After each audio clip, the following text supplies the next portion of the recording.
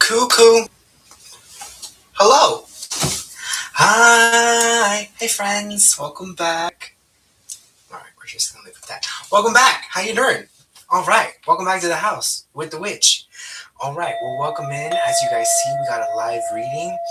I am getting this message and I need to share it right away.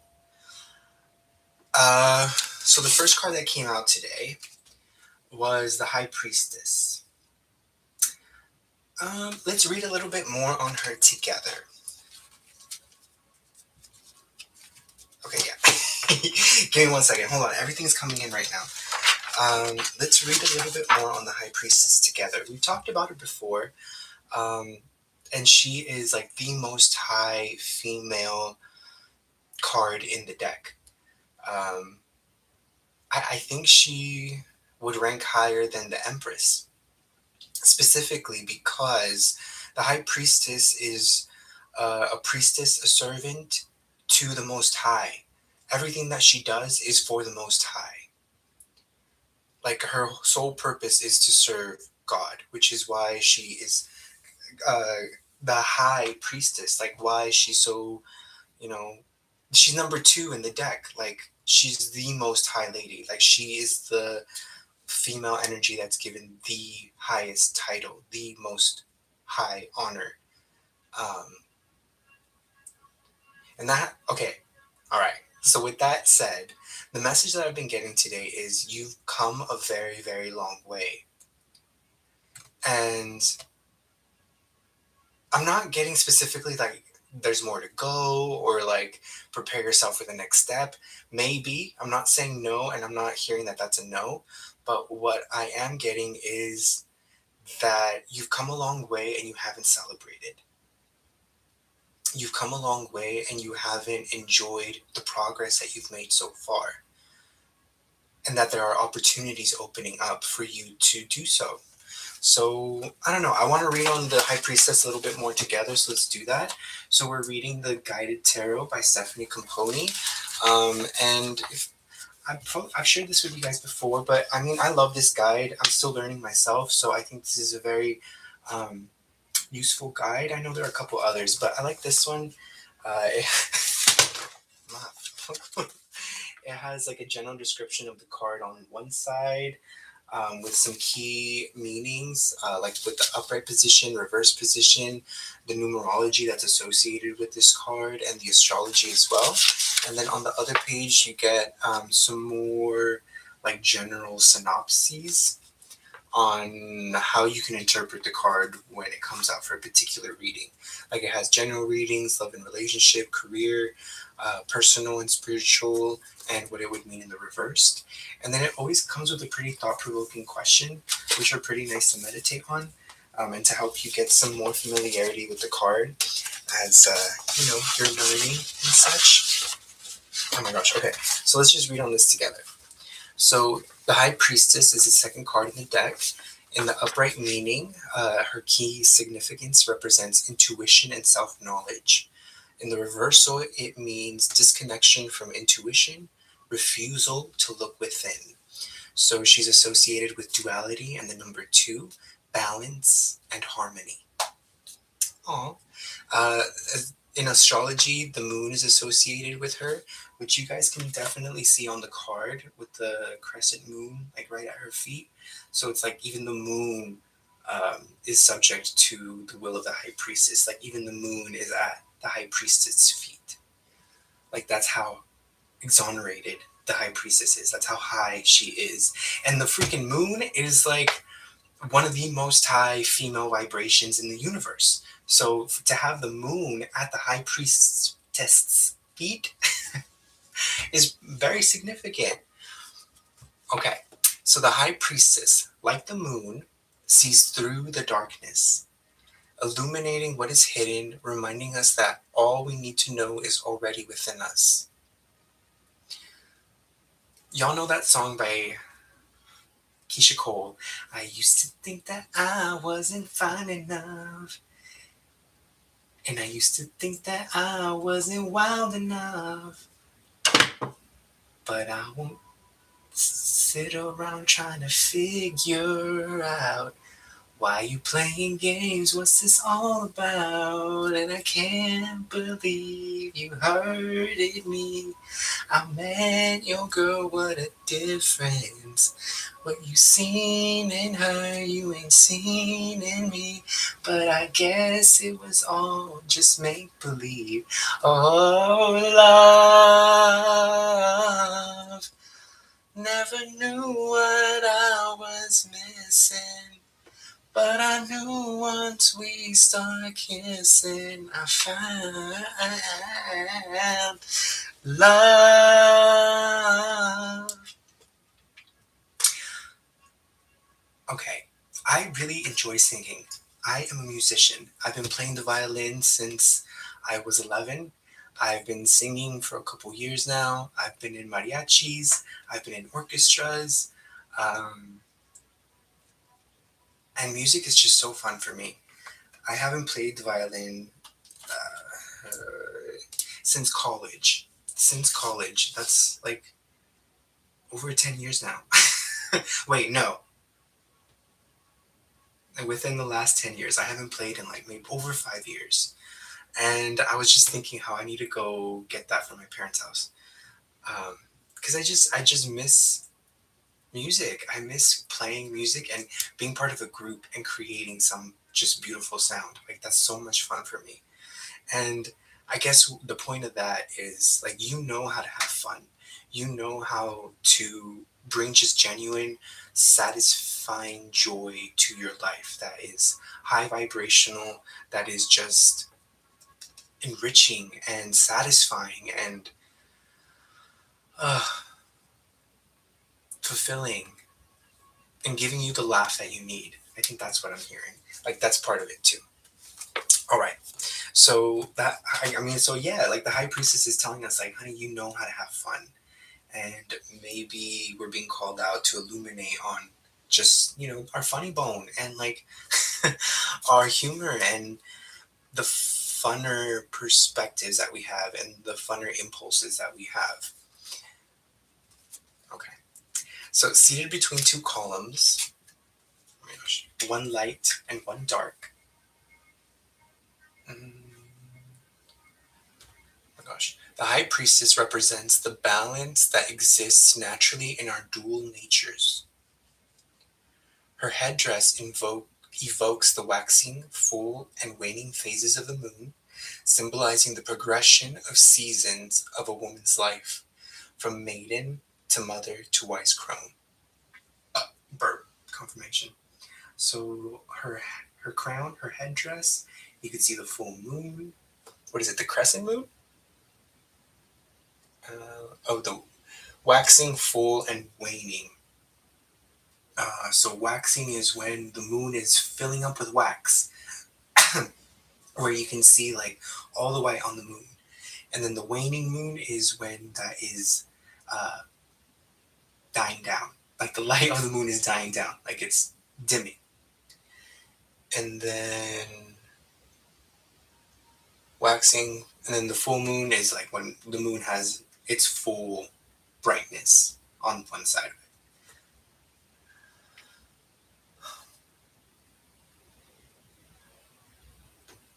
Okay, so the headdress evokes the waxing, full, and waning phases of the moon, symbolizing the progression of seasons of a woman's life, from maiden to mother to wise crone.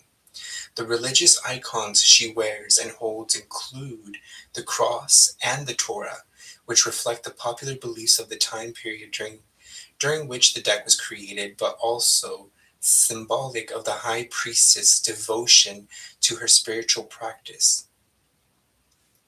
Behind her hangs a tapestry covered with pomegranates, symbols of fertility and feminine energy that obstruct her view of the water, representing emotions. Hold on, let me read that again. Behind her hangs a tapestry covered with pomegranates, symbols of fertility and feminine energy that obstruct her view of the water, representing emotions.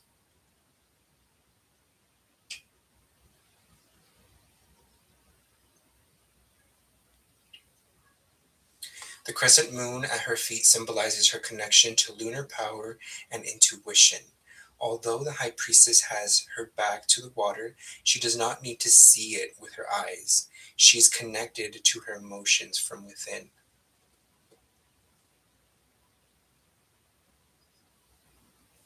Oh my gosh. All right, so let's just sit on that for a second.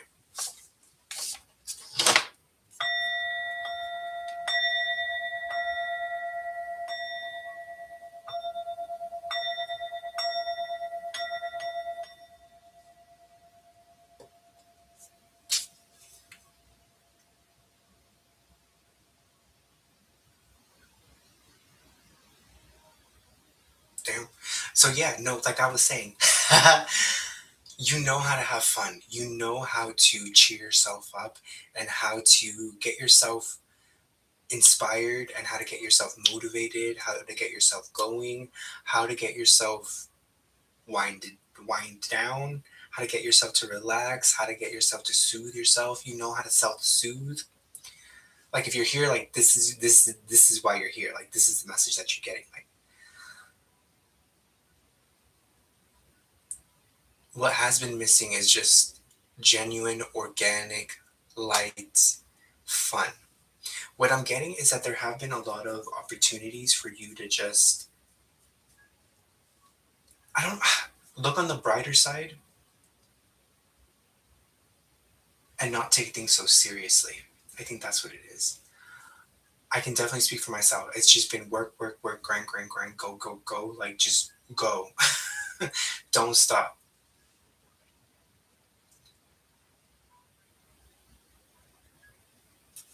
But speaking for myself, like I know I am following God's instructions over my life. I know I'm listening to God and that I am doing what I'm told by God. I know I am. And I think because I have that knowledge, High Priestess, oh my gosh, because I have that awareness and that knowing and that understanding and that belief within myself, I can have more fun and not beat myself up for having fun or wanting a break or taking a break or wanting to go play or going to play.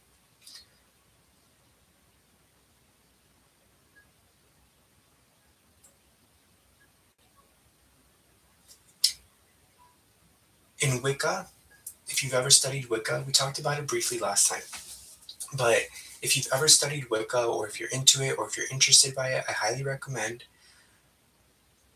the key like bylaw in to practice Wicca, like a prerequisite, like a requirement for you to practice Wicca is moving from the understanding that as long as you hurt none, do as you will, do what you will. Like do whatever you want as long as you're not hurting anyone. Which I love this rule. Because if you are moving from a place that follows and abides by and honors God's laws, there's a lot of leeway in having fun in within those laws. There's a lot of allowance. There's a lot of natural fun.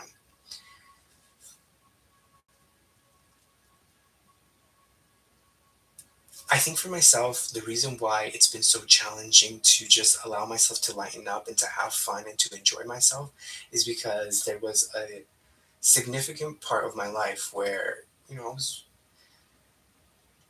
causing a ruckus, causing a mess. And it was mostly me lashing out at my parents and, authority figures and all that. And there's a part of me that is scared of letting just that demon back in and allowing that demon to just run my life. But because I have progressed so much, because there have been so many moments where I am affirming my faith and I'm affirming who I'm working with and I'm affirming where I get my orders from and I'm affirming who I love and I'm affirming just, my relationship with God because of that, because of all that progress. I can really lighten up. And I I feel like I have slowly but surely, like this last season, like definitely in the spring, have been allowing myself to play, allowing myself to just go have fun and do things that I just enjoy. Maybe they seem weird to other people or just like kind of nerdy or even boring, but to me it's fun. Like like gardening or just reading a book or cleaning. I know that's a chore, but like I genuinely find joy sometimes. Most of the time. Sometimes I just leave things. I'm just like, I'm not touching any of this right now. So what the divine's asking me to ask you is, can you please lighten up? Can you please go play? Can you please go have some fun? All right? You need it. You like it. You have fun with it. And allowing yourself to enjoy your life with play freshens your mind, sharpens your mind, and clears your mind for when you do have to be on and focused and, participating.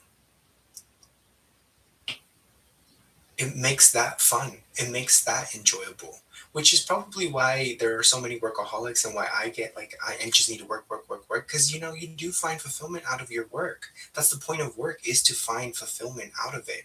You're supposed to be working on something that you want to go back to. You are supposed to be working on something that isn't easy, that you're going to have to tinker with, that you're going to have to scratch your head because there's growth in that process. And when you're doing it for something that you just genuinely enjoy, that growth is divine. It's divine growth. So it's sustainable. So it's yours to keep. It's raising your frequency, raising your vibration.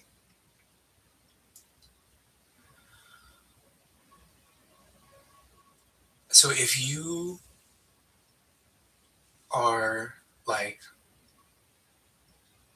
many spiritual practitioners that are out there who are following instructions from the divine and who are taking their instructions and taking their orders from the divine, if you happen to feel like even 1% of that is true for you, I'm here to tell you, I've been sent to tell you to go play, pick up a ball and throw it at something. Run in circles, run back and forth. Hold on.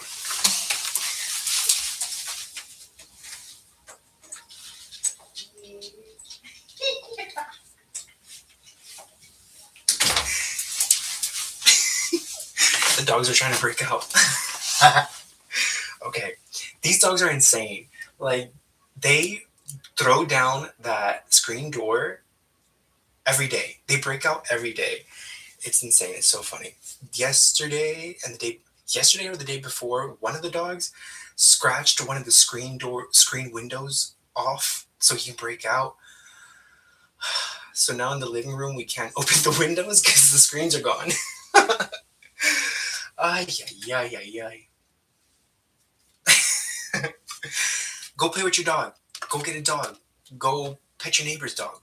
Go play with a kitty. Go get a kitty. Go play with a bunny. Go play with a goat. Go horseback riding. Go swimming. Go ride a bike. Go ride a scooter. Go bake something. Go cook something. Go eat something good. Go make someone's day. Make someone smile. Make someone laugh. Just because. Go do something kind for somebody. Give someone a generous tip. Smile at someone. It helps. It really helps. All right, my loves. What? Anything else, babe? Anything else? Let's see.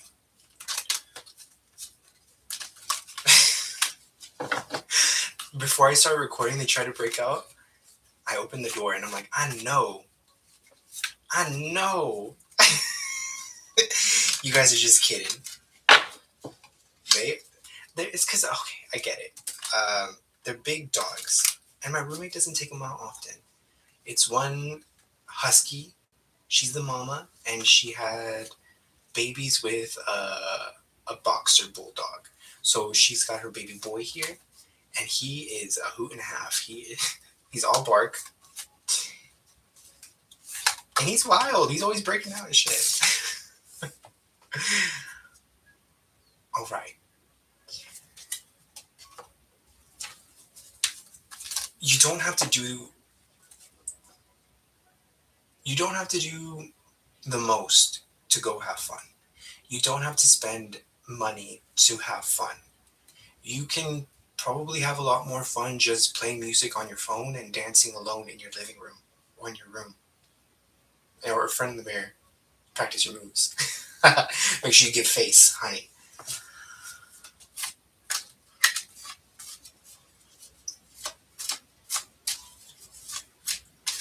Joy is free. Happiness is free. Water is free. Food is free. Shelter is free. It's just, the government wanting to charge everyone for everything. But everything is free. Everything in life is free. Whoever said good things don't come easily, I don't want to say was a liar. I want to say that they didn't finish that statement. Because why can't something good be easy?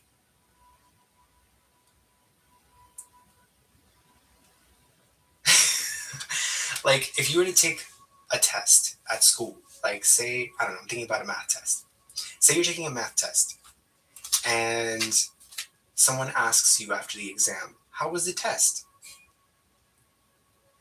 If you flew by, if you're going through that test and you are going through the answers and you're like, yeah, I know how to get this answer. It's easy to get this answer. Like, yeah, I have to go through a couple steps of operation or orders of operation or whatever. But this is easy. This is easy. I know what to do. I know what to fill out. It's easy to figure out what the solution is.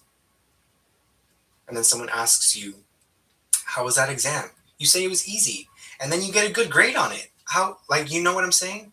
But, like, if you're sitting there and you're like, okay, I want to get a good grade. So this is going to be a hard test. So let's really do this hard.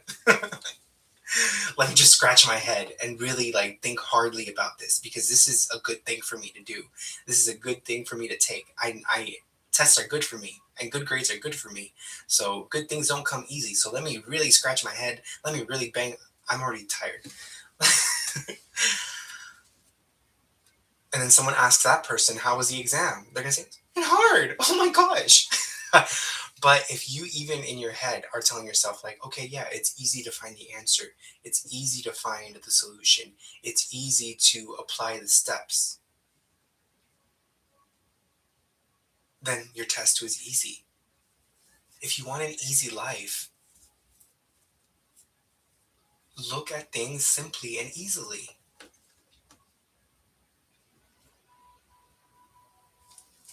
Because whether you can or you can't, you're correct, my friend. The world's your oyster. The world is your oyster.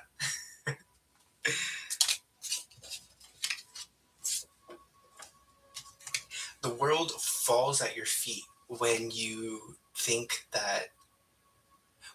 lightly. When you think like, when you're walking around, when you're bopping around, doing your thing in town or whatever, and you're just finding it easy to smile, you're just finding it easy to talk to people.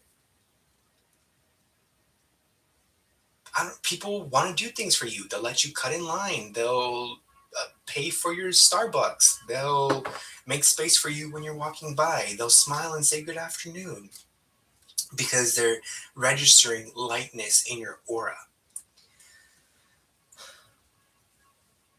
And everyone responds well to that. Everyone responds lightly to that. For the most part, to the best of their abilities. Maybe someone might be a little bit jealous. Maybe someone might be a little bit hateful, but you know what? If you're the one walking around with a light attitude, you're going to be the person that they feel jealous about, but wish well for. You know what I'm saying? 100%.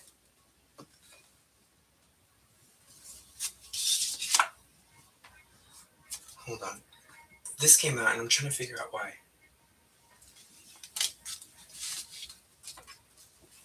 Got you. You got to commit to one side or the other. You can't be wishy washy. I think in somewhere in the Bible, in the Christian Bible, it says that God awards or gives the keys to heaven to those who commit wholeheartedly to God. The people who have met God but dibble dabble in their relationship with God, they don't get into heaven, and they probably get it worse than anybody. People who are just ignorant and don't know God get to experience ignorance is bliss. But once you meet God and decide to not move forward with God's path, your life is going to be painful. And I don't know about how y'all feel about that. I could definitely attest to that to myself for myself. And that's why I consciously choose. Like I'm rocking with the most high. Like I'm rocking with what God says. And I feel like that's been a decision and a commitment that I've made my entire life. There have been moments in my life that it's been a little bit misguided, a little bit skewed, a little bit foggy or mystified. And I've had to do the work to correct myself and uh, reassert the proper connection. But that's part of the point of life. That's that's part of the purpose. That's part of our role is to keep affirming to God. Because every time we affirm our relationship with God or even our just love for God, God is given power. God is given rejuvenation. God is given life. Like, I think I'm also, hold on, I'm also being asked to ask you guys to not simply pray to God, but pray for God. Like, God, thank you so much for all that you do. I bless you. I bless you.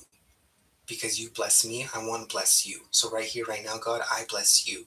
Thank you. I ask that you are blessed with good health, good fortune, good wellness, and good fun from now on and ever after more. And I release all thought and outcome to the contrary. I bid him adieu with gratitude. All right. Something like that. Okay. Um, And same thing with just like the gods. Like if you happen to do a lot of work or meditation work with like the moon or the sun or a particular type of tree, or if there's like a particular type of bird that you like, or just animals in general, pray for the animals. So their spiritual vigor, their spiritual backbone, their spiritual essence is rejuvenated and recharged and resurged. And that's a way of bringing the vibration up on the planet. If you're here, you're trying to bring the vibration up.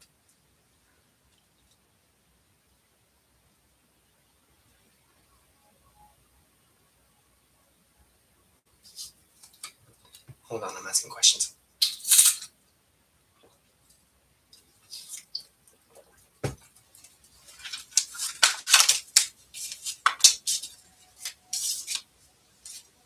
This is the type of strength God is and provides, which is why you might want to pray to God and ask for that strength, to ask for the strength that is so gentle, so loving, and so unconditional that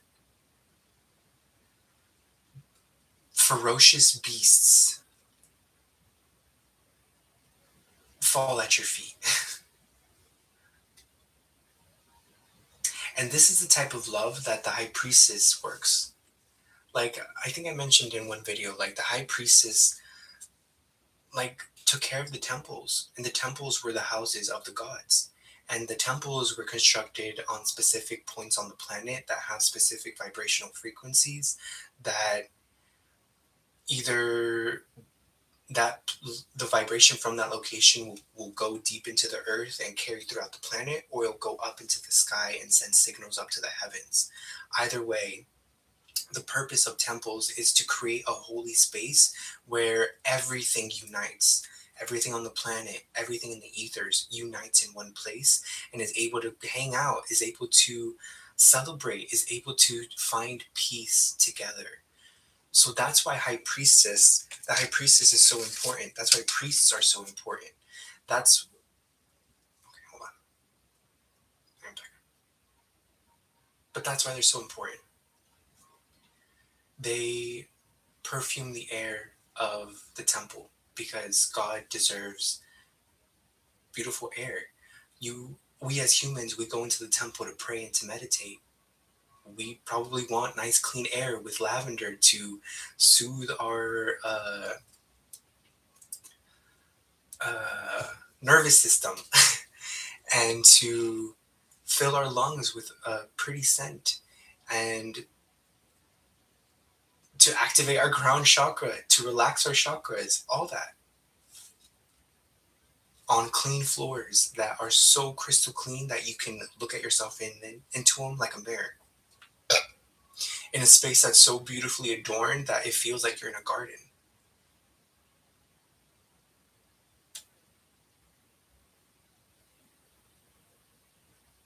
The Medusa story has like a little. It's weird. It's very weird. But I don't know why I just thought of that. Like that was maybe why. That's why Medusa was punished so heavily by Athena. So if you so Medusa was a priestess who was a priestess in the temple of Athena, and she was responsible for maintaining the place, upkeeping and making it beautiful. So the goddess Athena had like a nice place on earth to send her vibration and to emanate and to just emanate and buzz and ring.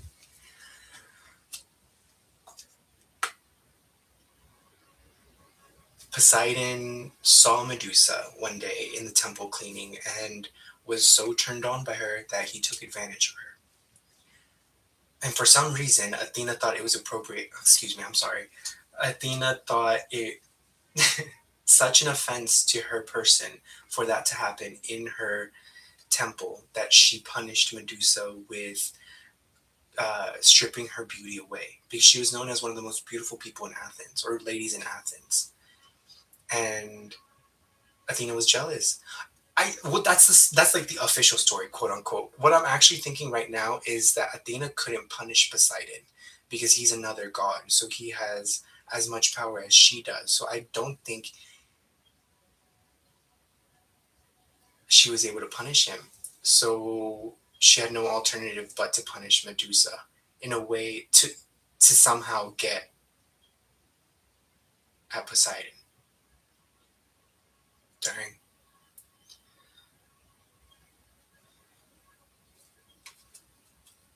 Hold on.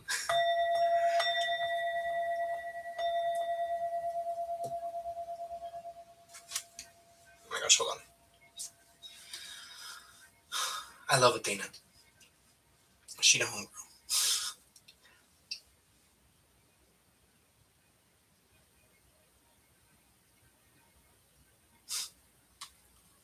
All right, hold on. I had to talk to the gods. All right. Anything else?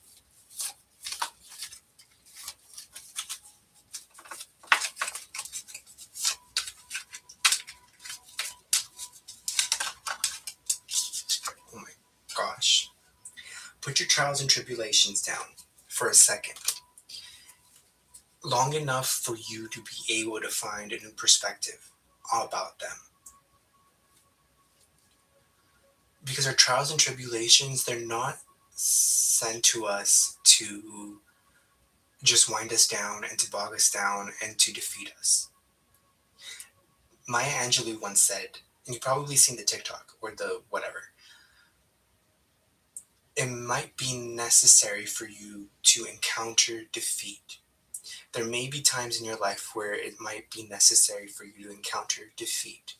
but you must never be defeated. There might be times in your life where you might have to encounter defeat so you can go through it. So you can go all the way through it and come out on the other side. Go through defeat and see it crystal clear, head on, look at it in the eye, and say, I will allow myself to be the winner. I allow myself to be the victor. I allow myself to encounter this defeat, and I allow myself to not be defeated.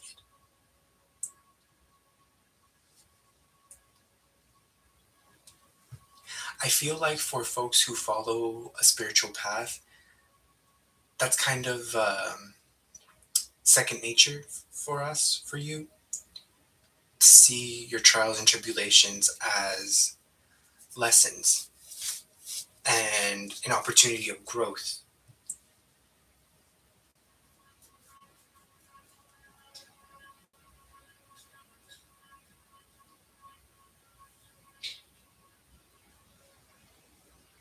I think that seems so obvious because the lessons that you learn are lighter. There's just light written within that whole thing. But if you happen to not be following a spiritual path, it's very challenging to see your lessons and trials and tribulations as a test and as an opportunity for you to grow and to do better. Because the lessons that you are bringing about for yourself are coming from a denser place. They're coming from just density. I don't even know how else to explain it. I don't even want to say darkness. I just want to say density.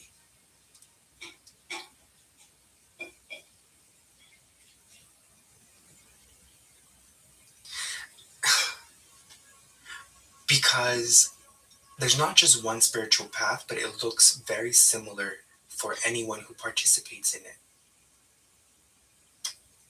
Because it's individual, it's personal. So it's not going to look the same for everyone, but it has a similar consistency. It's similar in its lightness, in its potential, in its essence.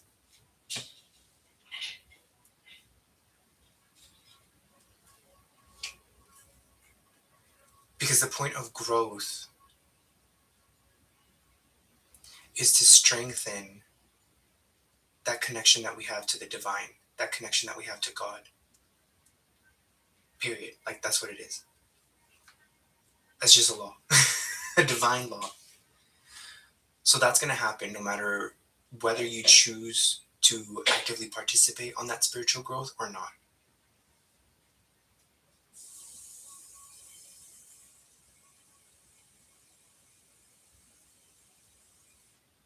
Okay?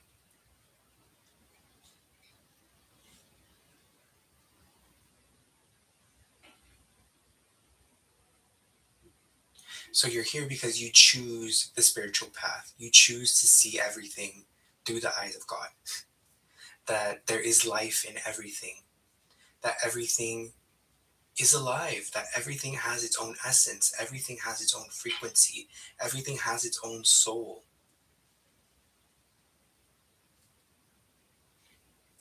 So allow yourself to have that genuine fun that you want to see yourself have.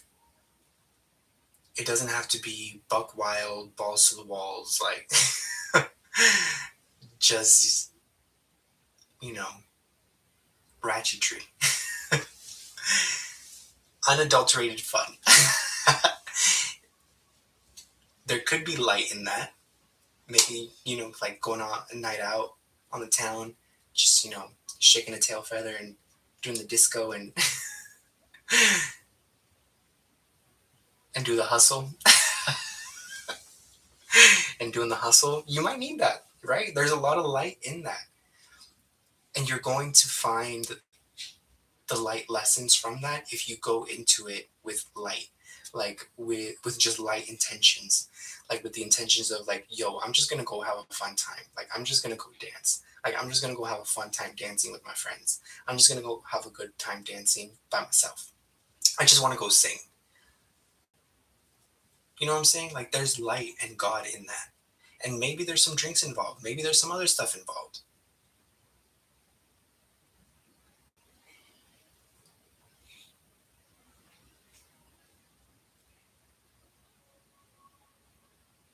But it doesn't have to be like all. It doesn't have to be the sole purpose. Oh my gosh, kind of like when we were talking about like the 420 thing. Like you smoke to create a smoking ritual for yourself, not just to get, high or stoned or anything. Because you want to grow in some spiritual way and the plant is going to help you illuminate in some way.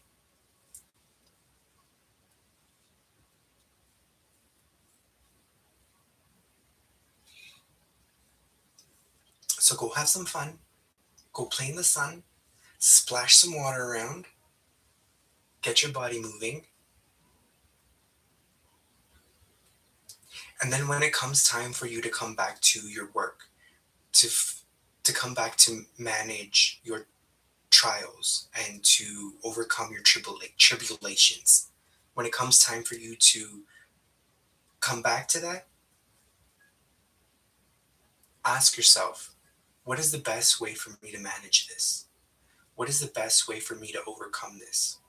Where is the light in this?